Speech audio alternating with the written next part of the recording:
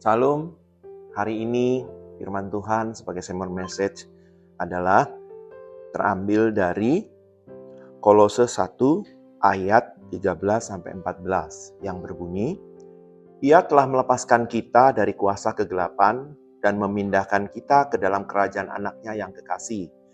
Di dalam Dia, kita memiliki penebusan kita, yaitu pengampunan dosa. Dalam hal ini, yang ingin saya bagikan adalah bahwa bagaimana kita memaknai kebangkitan Tuhan Yesus. Tuhan Yesus bangkit, tentu saja memiliki makna yang begitu besar dan begitu mendalam. Yang akan saya bagikan di sini adalah yang pertama adalah bahwa manusia hidup dalam dosa. Dan secara tidak sadar, dosa itu kita lakukan terus-menerus. Arti kata sudah menjadi kebiasaan dalam hidup kita, sudah menjadi hal yang wajar kita lakukan. Dan ini sebetulnya membawa kepada kebinasaan. Untuk itulah makanya makna daripada kebangkitan Tuhan Yesus, itu bagaimana Tuhan Yesus telah menyelamatkan semua umat manusia. Dan inilah yang bagaimana dikatakan pada ayat tersebut, yaitu ada kata Ia telah melepaskan kita dari kuasa kegelapan. Berarti di sini adalah suatu gambaran dan suatu rancangan bagaimana Tuhan Yesus melepaskan diri kita. Tuhan Yesus mengambil diri kita dari kuasa kegelapan itu sendiri, yaitu suatu hal yang menyelamatkan untuk membebaskan dari kuasa kegelapan. Karena di sini dikatakan adalah suatu hal-hal yang tidak kita ketahui secara ilahi, yang tanpa kita sadari, sesungguhnya kewajiban manusia itu adalah menerima suatu kebenaran dan melakukan kebenaran itu sendiri.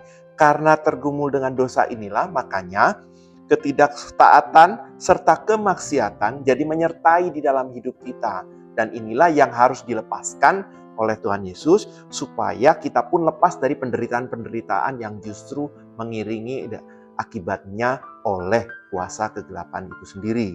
Di sini kita akan bisa melihat, yaitu bahwa Tuhan yang menyelamatkan ini dengan melepaskan dari kuasa gelap, memindahkan kita ke dalam kerajaan anaknya yang kekasih. Memindahkan berarti semacam suatu memindahkan, ada suatu perubahan, boleh juga suatu perubahan tempat dari kegelapan menjadi ke dalam terang. Tetapi di sini tidak hanya berubah secara tempat, tetapi berubah juga dari sisi personal kita, sisi dalam diri kita, yaitu manusia yang dialihkan, dipindahkan ke suatu tempat lain dengan perubahan situasi dan tempat, juga perubahan situasi dan perilaku dalam diri kita.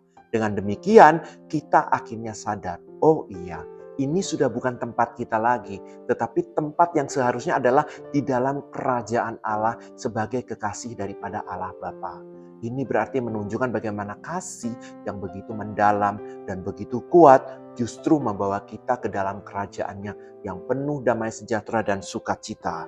Pembebasan ini tentu caranya hanya satu, yaitu dari kematian Tuhan Yesus di kayu salib dan kebangkitannya.